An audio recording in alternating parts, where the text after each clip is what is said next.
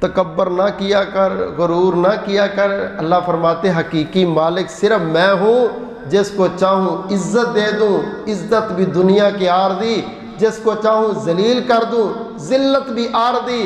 حقیقی عزت تو اس بندے کو ہے جس کو قیامت والے دن شہنشاہ نے کہہ دیا تو میرا مقرب بن گیا۔ حقیقی ذلت تو اس کی ہے جس کو کائنات والے نے کہہ دیا میں تجھے دھدکار کے دیکھنا بھی پسند نہیں کرتا۔ عزت و ذلت کا معیار دنیا میں عارضی ہے۔ اللہ عزتیں دے کے بھی چیک کرتا ہے، اللہ ذلتیں دے کے بھی چیک کرتا ہے بھلا میرا بندہ مجھے جانتا ہے کہ نہیں۔ معرفت و پہچان کے طریقے خالق کے،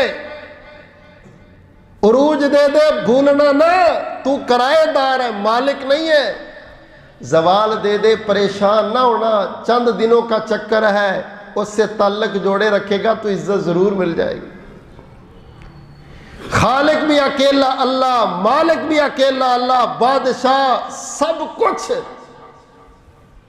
کنٹرول کرنے والا، قبضہ قدرت میں رکھنے والا اللہ ہے۔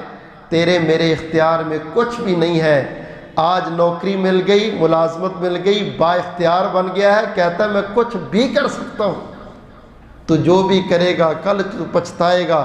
ما اغنا انی مالیہ، اللہ فرماتے میری عدالت میں ایک رو کے کہہ رہا ہوگا کاش کہ اللہ مجھے غنی کرتا ہی نہ، حالانکہ انی سلطانیہ، کاش مجھے عہدہ ملتا ہی نہ۔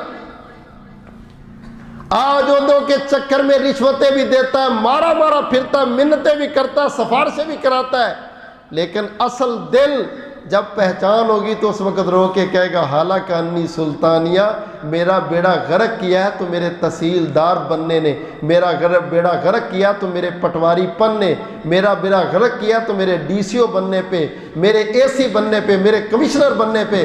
آج تو اس کرسی پہ بیٹھ کے غرور کے اندر آ کے اس کو کچھ بھی نظر نہیں آتا۔ اللہ فرماتے ہیں جب اس کی عقل سے پردہ اترے گا نا پھر یہی بندہ رو کے کہے گا حالانکہ انی سلطانیہ، میرے عہدے نے مجھے مروا دیا۔ دعا کرو اللہ حقیقی اپنی معرفت ہم سب کو نصیب فرمائے۔ جس نے رب کو پہچان لیا وہ عہدے پہ بیٹھ کے غرور نہیں کرتا، وہ پھر مالک کے خلاف کام نہیں کرتا۔ اللہ اکبر کبیرہ۔